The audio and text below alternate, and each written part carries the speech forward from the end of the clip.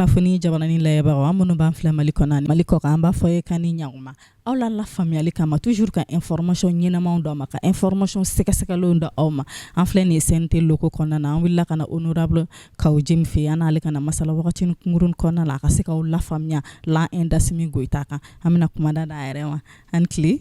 n cɛ ne ba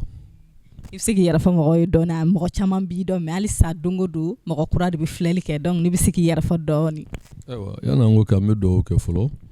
Ala ka jamana basigi Ala ka hɛrɛ k'an ye an bɛ an ka wolomasiri tabagaw su ni tile minnu bɛ wulikajɔ la gɛlɛya sugu bɛɛ kɔnɔ ka na ni basigi ni lafiya ye n'u ni bɛ to a la jamana ko la Ala ka hinɛ u la minnu bɛ jogi Ala ka kɛnɛya da n'u ma an bɛ samiya la ji ye tiɲɛni se mɔgɔ dɔw ma Ala ka lafiya da n'u ma Ala ka jamana basigi ne tɔgɔ Isa Kawu Jim tiɲɛ don aw na CNT la ne ye CNT 4e vice président mais n tɛ kuma hukumu kɔnɔ n bɛ kuma hukumu kɔnɔ o ye parti politique min ni a sigilen don bi jamana kɔnɔ n'o tɔgɔ ACRT parti faso ka wele ne y'o ɲɛmɔgɔba ye donc n bɛ kuma hukumu kɔnɔ.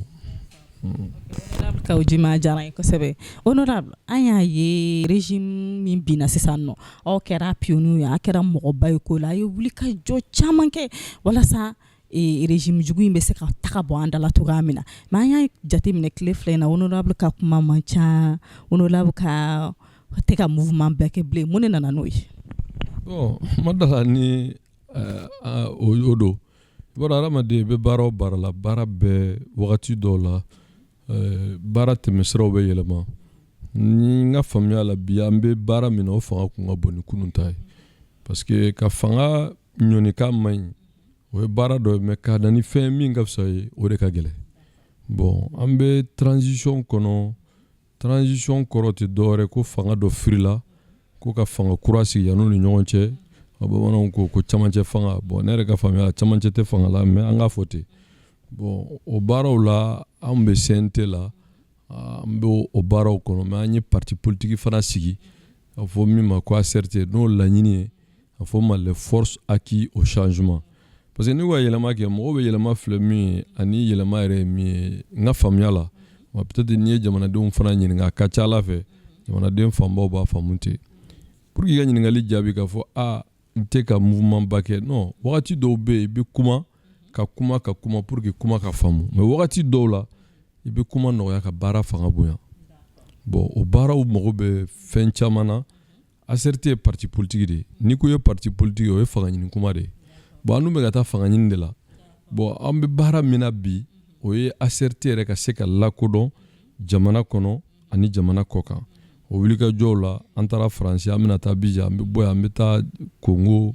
an bɛ taa Gabon an bɛna taa États-Unis an bɛ tɛmɛ Faransi fɛ donc o ye jamana kɔ kan na dɔw bɛna fɔ jamana kɔnɔna la kabini ACRT daminɛ an taara jamana kɔnɔna fan caman nka an bɛna o fana baaraw kɛ donc o de y'a to bi an bɛ k'o baaraw de fanba kɛ mɔgɔ kalannen mɔgɔ hakilimaw mɔgɔ minnu b'a fɛ ka don ACRT la ni laɲini b'u la ka kɛ wa ka jɔyɔrɔ sɔrɔ politique baaraw la an ko hakilila dɔ b'an na ACRT la n'i sɔnn'o ma o tuma an bɛ jɛ ka baara kɛ c'est à dire an tɛ doni ta mɔgɔ ye an bɛɛ de bɛ jɛ ka ta o kɔrɔ ye mun ye ACRT ka laɲini ye fɛn saba ye faso kanu n'o ye le patriotisme ani bɛn ka na jamana kɔnɔ bɛn jamanadenw ni fanga yɛrɛ cɛ n'o ye État ye bɛn jamanadenw ni ɲɔgɔn cɛ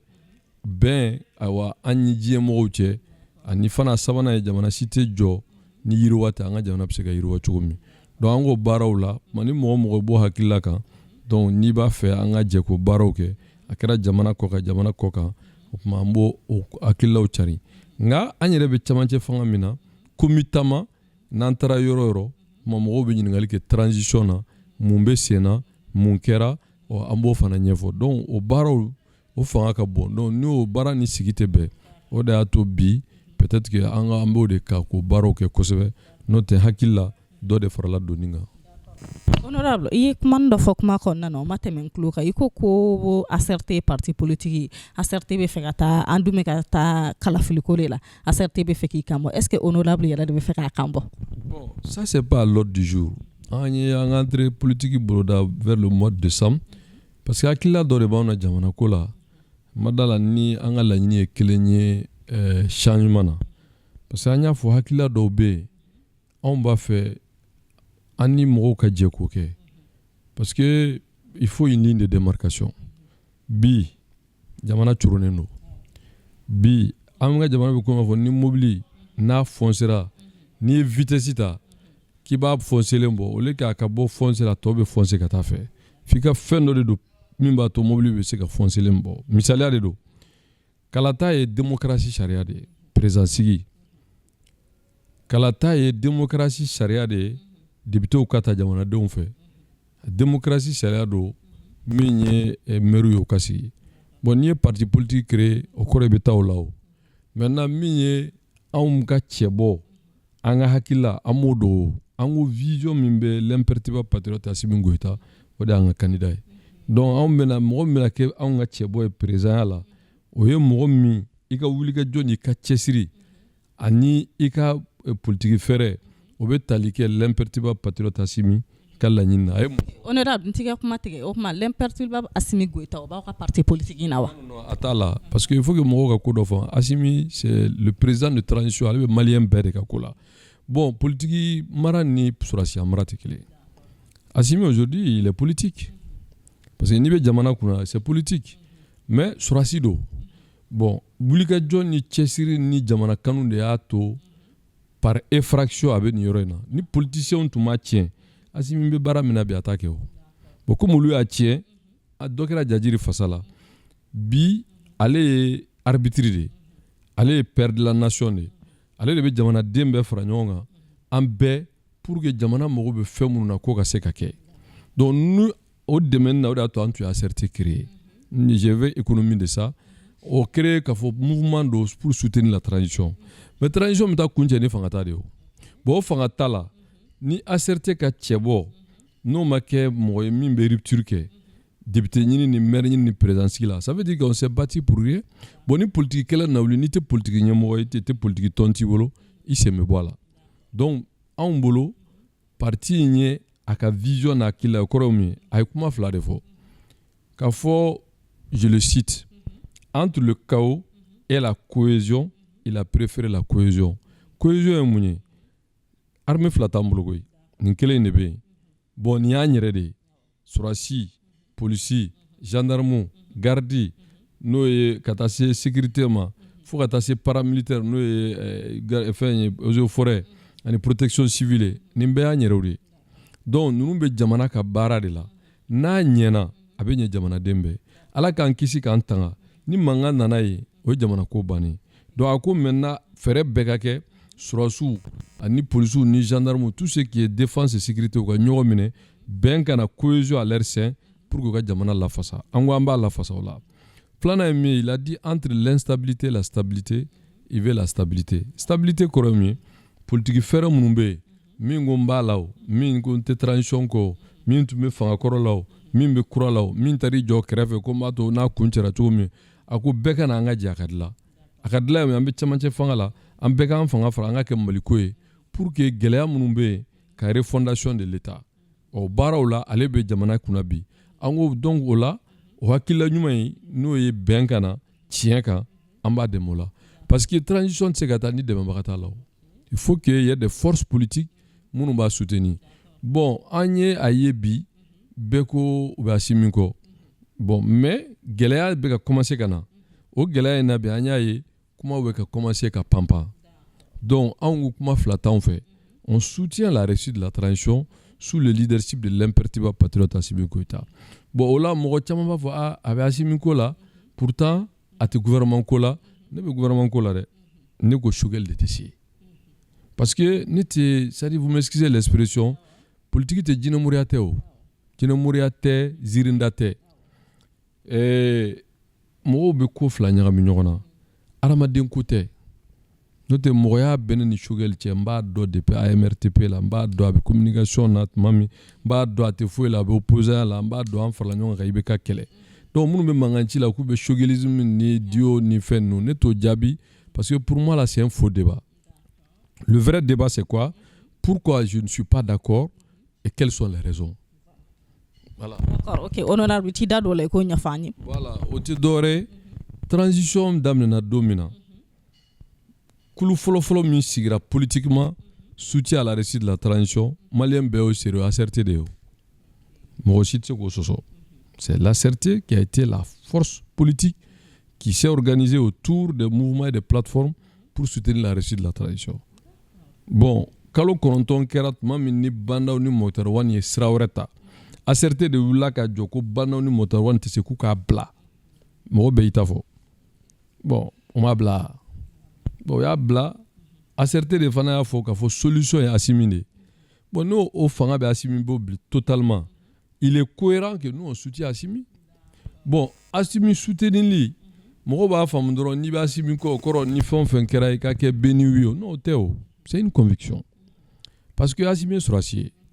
a ye sɔrɔsi kɛlɛ de kɛ a b'o dɔn n y'a fɔ par effraction an nana ɲɔgɔn sɔrɔ nin ko in na bon ni sɔrɔsiw tuma min na ni kɛlɛ wulila ko IBK gɛn kulu minnu farala ɲɔgɔn kan ka IBK kɛlɛ n tɛna n da mɔgɔ la mais anw tun b'o cɛ ma bon ni sɔrɔsiw ka dɛmɛ tun tɛ san ma sɔn an bɛ ko wɛrɛ la olu ye IBK ka fanga lajɔ ni jamanadenw ka wuli ka jɔ ye kalo 9 fɔlɔ min kɛra bandaw ni mɔgɔtɔrɔwa k'o ye sira wɛrɛ ta an y'o kumaw fɔ bɛɛ y'o mɛn an tɛna an da don o la mais tuma min wele kɛra Assimi fɛ ko bɛɛ ka fara ɲɔgɔn kan pour que jamana de ka kisi parti politique ko tɛ tɔn ko tɛ jamana ko do ko jamana ka kisi a ye bɛɛ fara ɲɔgɔn kan a ye kuma fila min fɔ n y'o fɔ entre la cohésion et le chaos il a préféré la cohésion n'o ye la cohésion des forces armées de sécurité stabilité ye mun ye ka parti politique bɛɛ wele i b'a kalama wagati dɔ tɛmɛna a bɛ fɔ de les colonels incompétents colonel à la morgue colonel à Bakojikɔrɔni colonel à Kati colonel au marché colonel à la morgue kuma bɛɛ fɔra k'u tɛ se u ka fanga bila u ka taa kɛlɛ la tilara k'a fɔ CNT ni lega ni lege bon bɛɛ politicien kuma ninnu bɛɛ fɔra Choguel fɛ bon tuma min na Assimi nana ka fɛn in ta a ye bɛɛ wele et ça il a été vraiment grand parce que grandeur ye fɛn min ye ka ko dilan a ye bɛɛ wele y compris ceux qui se disent M5 Choguel ye kɛlɛ kɛ Umaru Jara ye kɛlɛ kɛ Ben le Cerveau ye kɛlɛ kɛ a tɔgɔ Mariko ninnu bɛɛ ye kɛlɛ kɛ fo ka taa se Clément ani Ikasaw ani Cheikh Umar Sisow an bɛɛ ye kɛlɛ kɛ o mais tuma min IBK binna an kun tilenna ma kɛ kelen parce que min kɛra janfa de kɛra voilà janfa bɔra côté jumɛn fɛ honorable an ye ɲɔgɔn janfa de bɛɛ ye ɲɔgɔn janfa parce que a fanba bɛɛ tɛ jama fanba IBK binni jamanadenw ye ɲininkali kɛ a bɛ ka IBK gɛn ka bɔ fanga maintenant IBK gɛn mun b'a bolo fɛn kun b'an bolo min kun b'an bolo ani jama fanba hakili ye min ye o de ma kɛ an ye IBK gɛn de ko ka jamanadenw ka fara ɲɔgɔn kan ko ka na ni sira kura ye ne hakili la o sira kura tali de la janfa wulila parce que ni janfa tɛ mɔgɔ dɔw bilara transition daminɛ la ka jɔyɔrɔ sɔrɔ olu na man kan mais ça c'est derrière moi on va pas remuer le couteau dans la plaie i y'a faamu bon kalo 9 kɔfɛ minnu y'a fɔ k'olu ka ko tɛ jɔyɔrɔ ko ye ko fanga ko tɛ ko olu bɛ faso ko de la bon fanga d'uru ma bi ou en tout cas ils sont associés à un niveau très élevé au pouvoir o kɛra ministre o kɛra premier ministre ye o tɛ Choguel n'a ka mɔgɔw ya bon Assimi bɛ bɛɛ de fara ɲɔgɔn kan ça il est dans son rôle bon n'a ye bɛɛ fara ɲɔgɔn kan mɔgɔ bɛ tubabukan dɔ fɔ en politique il faut accepter tes amis encombrants tes fidèles encombrants que d'accepter ceux qui font des ennemis qui font semblant avec toi c'est extrêmement important hein? Il faut accepter tes amis tes fidèles compagnons encombrants mieux que tes ennemis qui font semblant avec toi. C'est-à-dire que les politiciens ne vont jamais accepter la réussite d'Assimi. Ah non. Mun ne la o tɛna sɔn Assimi ka fanga tagaɲɛli ma. N'u ka parti créé Assimi kama sa. O bɛ Choguel ka parti b'a bolo kabini Musa bin. Minnu crocodile ninnu ni tigre ninnu ani les margouillas là. Mais ils ne vont jamais accepter Assimi de réussir. Parce que la réussite d'Assimi veut dire quoi?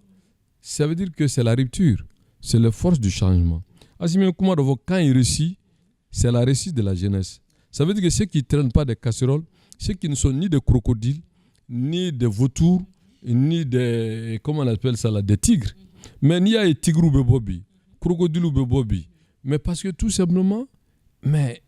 transition, est-ce que Choguel sera gagné à Séran? Non, parce qu'ils sont tous de la même sauce. Donc maintenant, il y a un rôle d'être là. u bɛ rôle de tila sisan Choguel nana ko transition a b'a ta tuma min na bandaw ye kalo 9 kɛ bɛɛ y'a ye bandaw ma foyi ɲuman kɛ ni moteur 1 mais n'i y'a ye ne ko a tɛ se c'est là où je vais expliquer u bɛna tuma min revendication de tun b'u bolo u b'a fɔ ils essaient ka ɲini ka don mɔgɔw hakili ma je crois qu'au discours ni j'ai déconstruit ça ko Assimi de Choguel ta ka kɛ premier ministre o tɛ tiɲɛ ye o kuma tɛ tiɲɛ ye dɛ o kuma tɛ tiɲɛ ye jɔn y'a kɛ premier ministre ye wallahi Assimi ma kɛ premier ministre ye ko kɛra cogo min b'o de ɲɛfɔ parce que jamana in kɔnɔ n'i y'i da de u b'a fɔ i tun bɛ yan n'i kumana u b'i fa ni commentaire ni fɛnw na réseau la bon o kɔni y'u ka ko de mais tiɲɛ kɔni ye tiɲɛ ye Assimi ye primature di M5 de ma o kɔni ye tiɲɛ mais Assimi ma Choguel kɛ premier ministre dɛ M5 de Choguel di Assimi dans ses prérogatives a y'a entériné n bɛ ka tubabukan de f'i ye dɛ a fɔ bamanankan na walasa jamana kɔnɔdenw ka faamu Assimi ye bɛɛ wele a ye M5 tɔ min tun bɛ garage kɔnɔ parce que u bɛɛ tɛ M5 ye o minnu bɛ yen n'olu ye M5 kɛlɛ kɛ ne b'u dɔn Koniba o y'a kɛlɛ kɛ i ye n ka kuma faamu i tulo bɛ n ka kuma la Muntaka y'a kɛlɛ kɛ Cheikh Umar y'a kɛlɛ kɛ Mariko y'a kɛlɛ kɛ professeur Clément y'a kɛlɛ kɛ Ikasa y'a kɛlɛ kɛ Ben le Cerveau y'a kɛlɛ kɛ Nuhu Sare y'a kɛlɛ kɛ a tɔgɔ cɛ tɔgɔ dɔ filɛ Ikasa y'a kɛlɛ kɛ Cheikh Umar Sissoco ya hakili la n y'o tɔgɔ fɔ o y'a kɛlɛ kɛ bon anw yɛrɛ y'a kɛlɛ kɛ aw ye jɔn ye an ka ne tɔgɔ ta dɔrɔn an ka ne y'a wala ka na n da don kuma wɛrɛ la ka t'o kole mais tɔ fɛn o fɛn bɛ o kɔfɛ ninnu bɛɛ nana fara ka pɛrɛ i kuma faamu n'i y'o fɔ u b'a fɔ bon tuma bɛɛ a bɛ mɔgɔw tɔgɔ fɔ an k'u tɔgɔ to yen mais ninnu bɛɛ nana fara ka pɛrɛ k'u ka a restructurer ka tɔgɔ kura d'a la k'u ka kɛ M5 dɔw yɛrɛ bɛ M5 fɔ M5 yɛrɛ ka bɔli fɔlɔ wallahi mɔgɔ caman bɛ yen nɔ olu si tun tɛ yen wallahi u tun tɛ yen M5 bɔli kɔfɛ don min an bɔra don fɔlɔ min na o de tun ye le 5 juin donc ko mouvement min bɔra o don tɔgɔ in de yɛlɛmana ka kɛ M5 ye parce que an bɔra le 5 juin n'o tɛ tiɲɛ t'a la tiɲɛ kelen t'a la organisation saba de IBK ɲini k'u ka gɛn ka bɔ fanga la EMK de Cheikh Oumar FSD ani CEMAS quand j'étais à la CEMAS restructuration ni ko wɛrɛ minnu na bɔ o ko wɛrɛ parce que juste pour l'histoire maintenant ne ko Choguel tɛ se kun min na kalo 9 in kɔfɛ yɔrɔ olu ko transition ko Surasiw ye janfa kɛ ko M5 janfara o m'o fɔ ko ne ye n cun ne taara Kati ne ko M5 est mort de sa belle mort bɛɛ y'i ta fɔ ko n tugura Surasiw nɔfɛ ko n ye mɔgɔw janfa o m'o fɔ mais kalo 9 kɔfɛ bandaw binnen ka Mokhtar Wane bin pour que i k'a faamu ko politiciens don Adema donna Mokhtar Wane ka gouvernement filanan na fo ka ministère des finances d'u ma IRD donna i kuma faamu IRD o donna Sadi donna parti in tɔgɔ ko Pulo ka parti Codem o donna ADP Maliba donna dɔw wɛrɛw donna ninnu bɛɛ donna la mais Mokhtar Wane binnen bizarrement ko deuxième coup d'état bon aw bɛ se k'a fɔ cogo di ko c'est la lutte du peuple ka tila k'a fɔ deuxième coup d'état ni mɔgɔ kelenw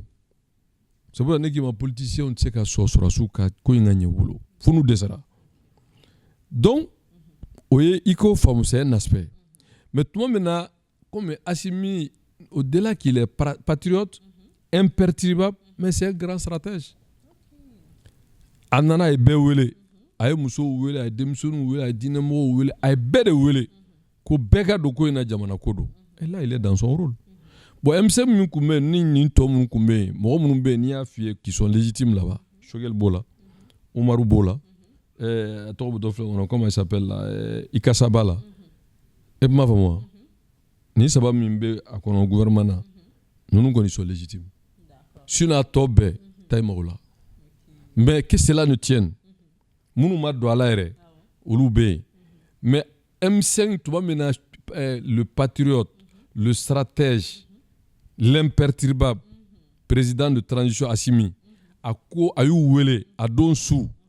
k'u wele ko bon n ye primature di M5 ma ça quand même c'est vrai Assimi a donné la primature au M5 donc M5 de taara ɲɔgɔn ye olu de bɛnna la ka Choguel tɔgɔ di bon ni Assimi ko ayi u b'a fɔ anw ye nin de di donc Assimi l'a entériné Donc, l'échec de Choguel, c'est l'échec de ces gens de soi-disant M5. Parce que M5, ils sont M5. Ni M5 tous les peuples maliens M5. Les médias, les Maliens, les commerçants, tout le monde. Maintenant, nous, nous savons faire mais ils ne sont pas comme parti politique qui est là. Donc, Choguel qui a échoué, ça, c'est l'échec de ces gens-là. Et il a échoué déjà. Il a échoué comment? Lamentablement échoué. Voilà, parce que Choguel Nana, il va donner une revendication de Bolo, il a décliné en 17 points. Quel la mine qui est quel c'est-à-dire que moi, je ne suis pas dans la sorcellerie politique. Aramadé, il veut qu'on l'a avec réalisme, pragmatisme, mais allez regarder matin. Fin d'obé, ni hakilado, kakel la nini, ka walea, politique yodi, ni hakilae, kakel la nini, ka walea, en bamananka simple. Hakila tu yom yoko ibeka gen, la nini tu yom yaka fangata, waleyali ye munye, ode jamanadenw ma fe min ka kɛ. Bon i bɛ k'a gɛnna fanga tara ko janfa kɛra sa donna fanga la. Fɛn fɔlɔ-fɔlɔ min ɲinina ko k'o kɛ ko la refondation de l'État sur la base de la sécurité du pays et des personnes et leurs biens. Haya an ka da o dɔrɔn ma a tɛ se ka kɛ. Cogo di? Lahara ko don an bɛɛ tɛ yan jamana lakanana jamanadenw lakanana bon o ma kɛ. Flana ye min an bɛɛ ɲɛna an bɛɛ kɛlɛ kɛ article 39 ko école ka hakɛ ko bubu bɛ se ka 500 millions bɔ ani bɛ ka ko ka covid fɔ ɲini ko alors que il peut pas trouver les 38-39 milliards pour les anciens an bɛ m'o fɔ yan bi mun bɛ sen na ko ordonnance ko école karamɔgɔw ka taa u ta a ɲɛɲini cogoya wɛrɛ la mais c'est une trahison. Donc e yɛrɛ fɛ école karamɔgɔw janfara. Janfa dɔ kɛ ni o tɛ filanan yan fɔra ko milice bɛɛ désarmé n ko charge de don an bɛɛ bɛ yan an ma sa an bɛ balo la. Haï, schéma désarmé. Et que cela ne suffit pas, on a dit de faire quelque chose de fondamental, c'est-à-dire des réformes politiques et institutionnelles pour élaborer une nouvelle constitution et aller à la 4e République. Il faut élaborer. Il faut élaborer. Constitution même. Pour faire une constitution, il faut une constitution. Il faut que Morodo de Kata, Jamanaka Dana Dauka, de proposer une constitution et qu'elle soit approuvée par un référendum. Pour rentrer pleinement à la 4e République. Parce que dans la élection, il y a ni constitution, ni fichier. Mais au balaou ka djou hay kele mi grebe ka kele la. Donc il faut pas que on déplace le problème. Donc Choguel Nana a pas donné une solution comme il voulait seulement être premier ministre, il est premier ministre. Pour lui, bon, il va clôturer sa carrière politique avec ça sur le malheur du peuple. Parce que moi be fanga nyini ka jamana de jo bolu ko kulu tate fanga ɲini ko ye n'u fanga ɲini ko kunte tuma min a primature dirama intelligent qu'il est Choguel expérimenté qu'il est coriace qu'il est nani na into fo parce que là c'est pas bon bon o saba bɛɛ b'a la ere ni ala cɛ ni nana et puis aussi c'est quand même un mathématicien bon ni y'o bɛɛ kɛ ingénieur ou bien docteur en télécommunication.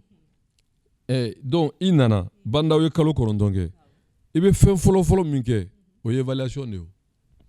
Évaluation ke. Allez de non, mene amena yoro de fio.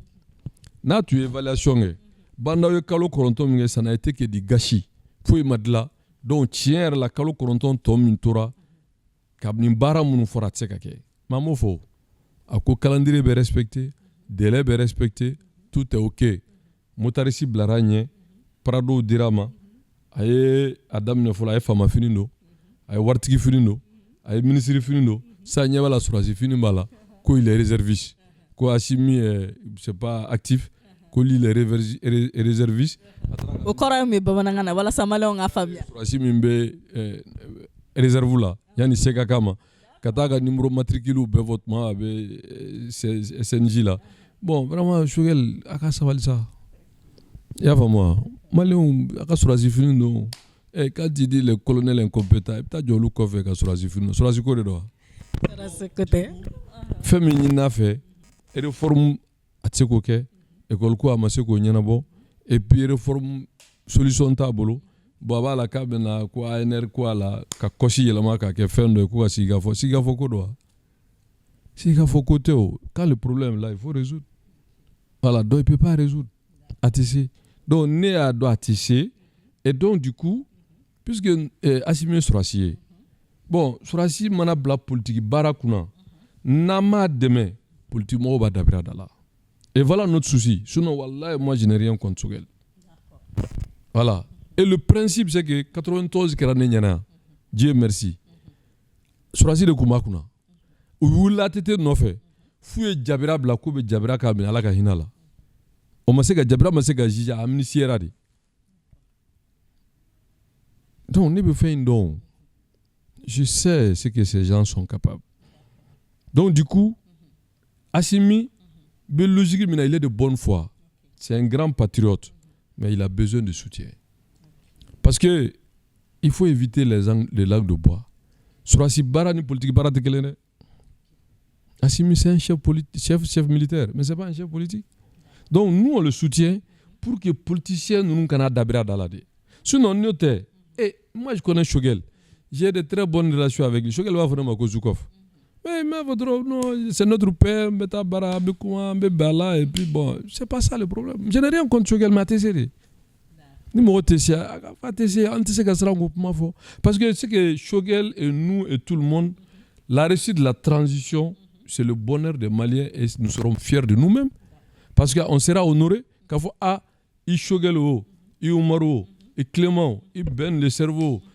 Konimba o Muntaga o fo ka taa se Mariko ma Malien de diaspora Malien de l'extérieur commerçant o journaliste o fasoden fɛn fɛn bɔra ko i bɛ ka gɛ a dun tɛ se ni transition ɲɛna fanga kura sigira démocratiquement réforme politique kɛra réforme institutionnelle kɛra diɲɛ bɛɛ ka fɔ fanga taara tacogo ɲuman na Assimi y'u ka baara kɛ ka ɲɛ jamana y'i ɲɛsin yiriwa ma an bɛɛ tɛ kunnawolo sɔrɔ mais n'an y'an sigi k'a dabiri ɲɔgɔn da la ka taa ɲɔgɔn coron u b'a fɔ aw bɛɛ de tun b'a la aw minnu tun bɛ CNT la yo aw minnu tun bɛ gouvernement na yo a y'aw ta sɔrɔ jamana firila donc an tun y'a dɔn jamana ko tɛ fanga ko de don donc u ye min fɔ a bɛ jɔ an na tout mon problème c'est ça sinon en réalité wallahi problème tɛ n'a cɛ mais a tɛ se de hadamaden ni tɛ se min na i tɛ s'o la parce que il est dans la logique politicienne sinon ni jamana ko don i bɛ jamana ko problème bila jamana de kɔrɔ jamana b'a trancher parce que la solution dɔ b'a fɔ i ye nin bɛɛ fɔ mais solution ye mun ye tɛna ka solution f'i ye solution tɛ dɔwɛrɛ il faut des assises souveraines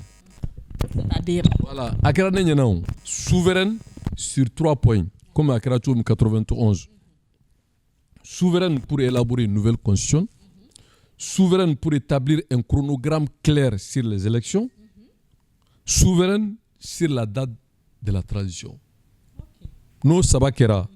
ni o commission souveraine sigira sɔrɔdasi b'a la CNT b'a la gouvernement mɔgɔw b'a la politique mɔgɔw b'a la laadala mɔgɔw b'a la diinɛ mɔgɔw b'a la olu ka bɛn ko dɔ kan jamana tɔgɔ la professionnels b'a la magistrats b'a la k'a fɔ effectivement pour élaborer une nouvelle constitution a bɛ nin temps ta pour que ka se ka bɛn ka kɛ kalata kan o bɛ nin temps ta kalata wagati o bɛ bɛn nin kan ni bɛn kɛr'o kan n'o y'a ɲini ka fɔ a ka kɛ kalo 6 in kɔnɔ avec suivi et évaluation on va y aller n'o ko non kalo 4 kan ka fara kan san 1 kan ka fara kan o ye jamana ka décision de mais a ka souveraineté bɛ dan o saba kan pour que u kana coup d'état kɛ parce que coup d'état n'est pas seulement militaire u bɛ taa fara ɲɔgɔn kan dɔrɔn ka taa ko bon transition bɛ yɛlɛma a ye nin ci a ye nin bɔ yen a ye nin bɔ yen u bɛ taa dabiri da la mais 91 ta kɛra ne ɲɛna ATT tun bɛ fanga la la conférence nationale a été souveraine sur 3 points une constitution charte des partis politiques loi électorale a fa n'a ba bɛɛ filɛ et on peut s'inspirer de ça parce que hadamaden quand tu dénonces tu fais des propositions et voilà la proposition ni Sogɛl nana ni nin ye et mettre ça à l'appréciation de l'imperturbable patriote Assimi Goïta et le CNT va valider et puis on est sorti d'affaire. Honorable i datu sa camancɛ fanga in janya la sisan nɔ an y'a ye tile fila in na aw ka denmisɛnnin dɔw wulilen don ka jɔ ko a dɔ fara camancɛ fanga kan o ko bɛ cogo di. c'est à dire que ne tɛ o la sa a fara ka ɲi tɛ solution ye a bɔ a la tɛ solution ye a tɛ se ka kɛ o bɛɛ b'a dɔn transition jɔra o Sogɛl dɛsɛra o Shogel de bɛ gɛn et kuma faamuya n ye fɛn saba min fɔ ka na n'o ye avec un nouveau premier ministre compétent, intègre, loyal et impartial. O kɔrɔ ye mun ye parti politique b'u yɛrɛ la société civile b'u yɛrɛ la sɔrɔdasiw b'u yɛrɛ la diinɛmɔgɔw b'u yɛrɛ la jamanadenw dalen don a la wa baara wɛrɛ t'a bolo politique ɲɛmɔgɔ tɔn tɛ a bilara baara min na a b'o kɛ conformément c'est à la volonté du peuple. Shogel ka taa campagne na a ka parti b'a bolo a ka taa élection na. Maintenant il est chef de parti politique et que parti yɛrɛ b'a yɛrɛ poche kɔnɔ. Donc n'o nana bi k'a yɛrɛ tɔgɔ kɛ M5 ye k'a bɛna dabiri an da la k'a Assimi hakili suɲɛ mais non on va pas cautionner ça. À moins que tout le monde dira que an kɔni ye min fɔ ye nin ye. Ok, honorable, aw ka mouvement i yɛrɛ ko k'aw y'a daminɛ depuis le 5 juin mais an y'a ye bi camancɛ fanga ɲina y'a san 1 mun de yɛlɛmana jamana kɔnɔ? Foyi ma yɛlɛma hayi kɔnɔ ma bɔ a nɔ na. Voilà, parce que tout simplement politiciens de kelen bɛ ka jamana minɛ a sen ma. Alisa. Les gens vont dire ah pourtant c'est l'imperturbable patriote Assimi qui a la mallette. Mais justement c'est pour cela an bɛ kuma min na an bɛ proposition min na parce que Assimi c'est un stratège. Adamaden le temps est extrêmement important. Le temps peut être un facteur comme un allié, comme le temps aussi peut être vraiment pas un adversaire, mais peut-être que le temps peut être un handicap. Ni Shogel tuma bila ni mun a ka ye ka fa tese a tun bɛ miti de bila yen. B'a fɔ non n'i y'a ye ko in kɛra parce que le shogelisme, le duo, non, il n'y a pas de shogel, il n'y a pas de duo, il n'y a rien. Il y a le politicien qui était au garage de Bitar qui a une légitimité que nous avons tous de dire Ibeka non. Ah, ça s'arrête là. Non, Ibeka Morodo, Moussa Morodo, Atete Morodo, Adema Morodo, et je m'explique. Moussa est parti au Genesis Mkoumbe, Union nationale des jeunes de l'Union démocratique du peuple malien. N'a président Amadou Daouda Diallo comme Etodo à Kumbola. A s'entend avec Alpha Keleko, Alpha et nous Bina Moussa ko tiete. Mo mi Moussa biat la ka tuko ko no Amadou Touantoura la ka hinala. Amadou Touantoura s'entend que Abou ka fangala. A s'entend que ministre de commerce et d'industrie. O tlara ka bla AMRTP kuna. A s'entend woron wulu sa wulu la ke presque parce que fanga firla yida ama fo coup d'état do ma fo ya yida pour que aya kana bo place là. Ibeka nale atura Ibeka ko. Ibeka binto ay livre boko accord may. O bekera ne tengalon dala koy. Antlara ka ta franyo ga Ibeka ge. Bi abala ko Assimi se kumala ko te kuma ko ka kuma mancha ko ale be Assimi de ka chila atte mo ko shika chila bare de ka chila. Wa tisi fana. O koni avec un benyana la hara côté. Ok, honorable, mun de bɛ se ka kɛ sisan pour que camancɛ fanga in ka latigɛ ka ɲɛ? Au fond, peut-être que la répétition pédagogique à Shogel Gueye de donner le pouvoir au peuple sur 3 points pour qu'il n'y ait pas de dérapage. Que l'imperturbable patriote Assimi prend son leadership. De mettre un constituant ou bien en formant une commission, peu importe le nom, qui va faire une proposition sur l'élaboration d'une nouvelle constitution, sur la réforme politique et institutionnelle des partis politiques et la règle du jeu, et ensuite les élections. Au Sabah, ils sont souverains et qui va s'imposer à tout le monde, souveraineté bédaï. Nous, il y a une élection ni bara bebse kalu woro angata. Nous kalu kononto angata, nous sangila angata au peuple qui a décision. En ce moment, parti politique a décision surasi a décision société civile a décision mais jamana be farla ñonga parce que au là peuple bo décider au de kay jamana ma mo si ka calcul to là. Bon no kera pour que au mise en œuvre fana ka wajibia ka commission restreinte d'oblain sous le leadership du premier ministre, pas Shogel, un nouveau premier ministre qui a trois critères: compétent, loyal et impartial. Donc, nous, Kera. Mais le débat, on sort de la crise. Parce que Shogel va nous amener tout droit au mur. Voilà. Donc, pour éviter ça, gouverner, c'est prévoir. Donc, il y a une proposition. Parce que nous avons une proposition. Moi, je ne suis pas dans l'abstrait. Mais non, je bois du lait. Voilà.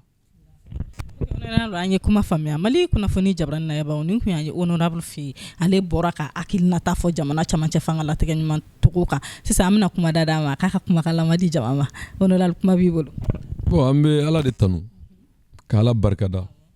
k'Ala deli Ala k'an ka jamana kisi Ala k'a sabati Ala kana ni bɛn ye mɔgɔw k'a faamu an tɛ mɔgɔ contre la an tɛ mɔgɔ juguya la an tɛ kuma fɔ fana ka mɔgɔ tɔɔrɔ mais ka kuma dabiri jamanadenw t'a faamu n'an nana kɛ des expressions sophistiquées kuma bɛ jongler de mais n'i ye kuma fɔ terre à terre bɛɛ b'a faamu d'autres diront que c'est agaçant mais d'autres comprendront facilement. Nous on veut la solution et la solution de notre point de vue o ye nin ye wa ne ni Ala cɛ ni bɛ masa min ne jamanaden fanba ɲini u b'a fɔ ko non nin ye tiɲɛ ye donc an bɛ Ala de deli Ala ka hakili ɲuman di bɛɛ ma an bɛ dugawu kɛ jamanakuntigi ye le président de transition l'imperturbable patriote Assimi Goïta Ala k'a dɛmɛ Ala ka ko in ɲɛ a bolo jamana ka ɲɛtaga kama wallahi an tɛ mɔgɔ ko la ni Ala cɛ ani bɛ masa min bolo an tɛ mɔgɔ ko la an stress man kan bi mais n'an bɛ se k'an yɛrɛ bɔ n'an b'an yɛrɛ bɔ a sera nin bɛɛ la wa a ma se nin bɛɛ la o tu as une famille tu as des affaires à gérer mais i bɛ nin yɛrɛ sɔrɔ nin na mais ce serait c'est-à-dire adamaden kana don ko la a ka fisa ko lankolon kɛ ye anw de wulila ko i bɛ k'a tɛ se donc an tɛ se ka n'an jɔ jamanadenw ɲɛna k'a fɔ ko vraiment n'an tun y'a dɔn non o hakili tɛ sɔn o ma donc pour nous on a obligation de résultat et nous invitons toutes les forces acquises au changement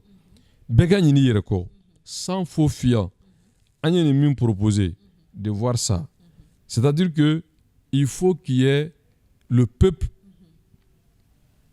de se mettre ensemble et que le peuple souverain a la souveraineté qu'a exercé nin fin sabaka. C'est-à-dire que un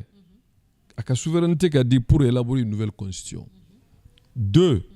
des réformes politiques et institutionnelles et l'organisation des élections transparentes et crédibles. Là, transition monsieur ko enveloppé pour combien de temps qu'a sera maqué droit nga fracanté ou bien nga boalate mais réellement qu'a faut jamana churuna shugel tissé qu'a gain qu'a premier ministre croyé mi menim barake qu'a sur compétence bala il est intègre et que il est loyal. Voilà, impartial. Donc nous kera Assimi reste le maître du jeu et ni Assimi au barake que jamana de transition a kunche herela et réformes politiques pour la sécurité et la défense pour des réformes politiques et institutionnelles aller à des élections crédibles sur la base d'une nouvelle constitution mais nous kera mais on s'est battu pour quelque chose de meilleur et ote Jimko ote Shogel ko ote Kasako ote Omaru ko ote Assimi ko jamana ko de donc jamana ko nous kera ni peuple sonoma le peuple va voter par référendum au bengan fanana n'a yera ka fo atse ka jamana yoro pour des raisons d'insécurité jamana be jeno ya mbo ke parce que pour l'intérêt et la survie de la démocratie de la république et de la laïcité vraie donc nous kera on est tiré d'affaire et là maintenant chacun va s'occuper à ses occupations ni me fanga ni bita fanga ni me député ni bita député ni me maire bita maire ni me bita kore ni bito ni au moins l'histoire retiendra qu'à un moment donné des hommes et des femmes ont su taire leurs divergences pour servir le Mali et l'intérêt supérieur de la nation. Donc, Ambela Deli, Ala Kono, Ambela Deli, vive le Mali, vive la République, vive l'imperturbable patriote Assimi Goïta. Je vous remercie. Ok, merci beaucoup. Mali kunnafoni jabran la yabaron ye bi interview kun chale ama fako kan be interview kenoroka.